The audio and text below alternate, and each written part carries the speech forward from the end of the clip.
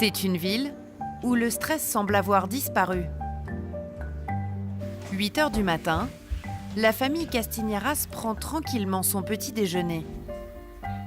Carlos et sa fille ont même le temps de discuter. Alors, tu as un examen de physique ce matin? C'est sur l'énergie. Quel genre d'énergie? Oui. L'électricité, les éoliennes, tous les types d'énergie. On va au travail, à l'école, à pied, alors il n'y a pas d'embouteillage. Il y a 4 ans, cette famille a quitté la campagne pour emménager dans le centre de Pontevedra.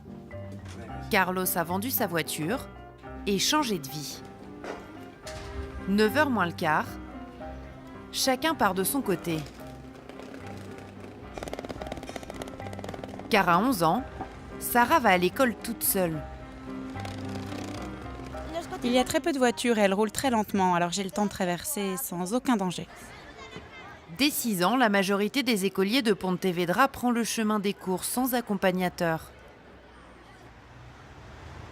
Carlos, lui, se dirige tranquillement vers son travail. Grâce à ce plan spécial piéton, il sait très exactement combien de temps il doit marcher. On l'appelle le métro minute. C'est comme un plan de métro, mais avec les distances à parcourir à pied. Par exemple, là nous sommes à 2 minutes selon le plan. On est là et mon bureau est là. Et 2 minutes plus tard, Carlos est arrivé.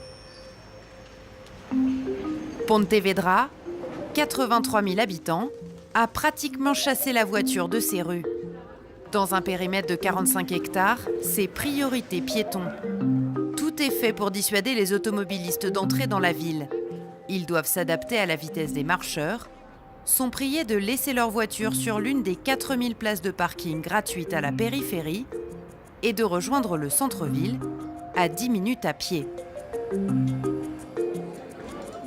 À Pontevedra, les piétons ont pris le pouvoir, à tel point que les trottoirs ont disparu. Une bénédiction pour les personnes en fauteuil roulant, comme Paolo. Regardez, toute la chaussée est au même niveau. Il n'y a pas de trottoir. Je peux aller d'un côté à l'autre sans difficulté. Tétraplégique, Paolo peut donc se balader dans le centre-ville sans problème. Mais cela n'a pas toujours été le cas. Avant, les voitures passaient là où je me trouve. Et de chaque côté de la rue, il y avait des trottoirs très étroits. Pour moi, c'était impossible de traverser. Car il y a 20 ans, voici à quoi ressemblaient ces rues. 30 000 véhicules traversaient chaque jour le centre-ville. Jusqu'à ce qu'un médecin devienne maire en 1999. Miguel Lores décide de piétoniser le centre de Pontevedra. Seules certaines voitures ont le droit de circuler librement.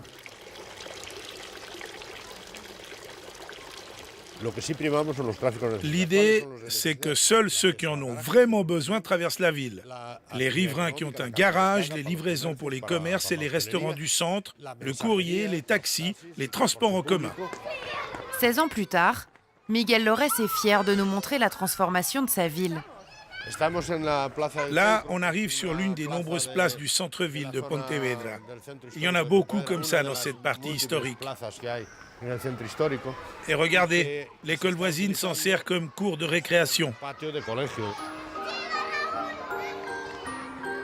Des rues devenues cours d'école, terrain de foot et paradis des terrasses. Angel Soreille commence son service. Grâce à la piétonisation, ce restaurateur a pu installer une terrasse et gagner une vingtaine de couverts supplémentaires. Tu te souviens avant? On n'aurait jamais pu être là, toi assis à cette table. Oui, ici il y avait des ambulances et là des voitures garées un peu partout. Moi, j'ai pu augmenter mon chiffre d'affaires de plus ou moins 30%. Le commerce va beaucoup mieux. Maintenant, grâce à la piétonisation, les gens restent plus longtemps dehors, fréquentent plus les cafés et grâce aux bouches à oreille, on attire non seulement les gens de Pontevedra, mais aussi d'autres villes de Galice qui savent qu'ici, on peut se promener sans problème. À présent qu'il pleuve ou qu'il vente, Pontevedra marche. Après sa journée de travail, C'est encore à pied que Carlos part faire ses courses. Car il n'a que 100 mètres à parcourir. À Pontevedra, il n'y a pas de grands centres commerciaux en périphérie. La mairie a bloqué leur implantation pour favoriser le petit commerce. Pour nous, ça a tout changé. Les gens passent devant le magasin, ils rentrent plus facilement, surtout les touristes. Ils achètent aussi plus facilement. En plus, à certaines heures, les clients ont le droit de venir chercher leurs courses avec la voiture. Bref, pour nous, c'est beaucoup mieux maintenant. Je me sens plus détendu aujourd'hui quand je fais mes courses. Je parle avec les gens, prends le temps de regarder les produits, je pose des questions. Par exemple, j'adore la cuisine et savoir d'où vient ce que je mange. On communique plus, quoi.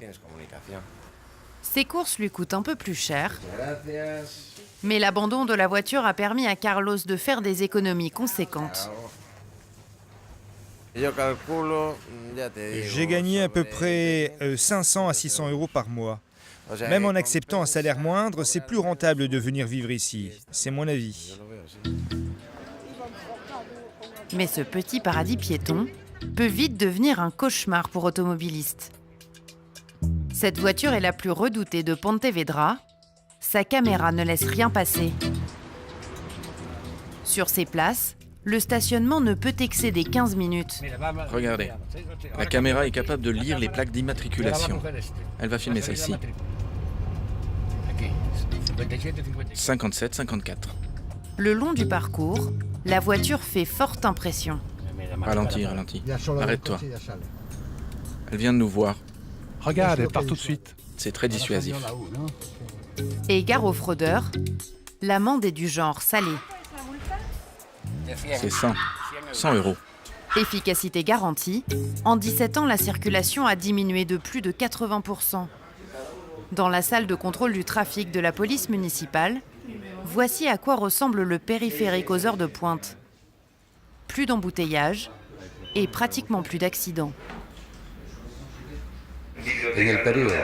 Entre 2007 et 2016, en presque 10 ans, on a eu 3 morts dans notre ville.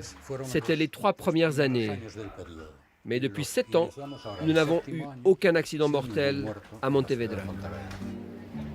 Moins de trafic, c'est aussi moins de pollution. Les émissions de CO2 ont chuté de 90%. Cette Dolce Vita à la galicienne séduit de nouveaux venus. Dans une région qui se vide de ses habitants, Pontevedra a gagné 10 000 citadins en 10 ans.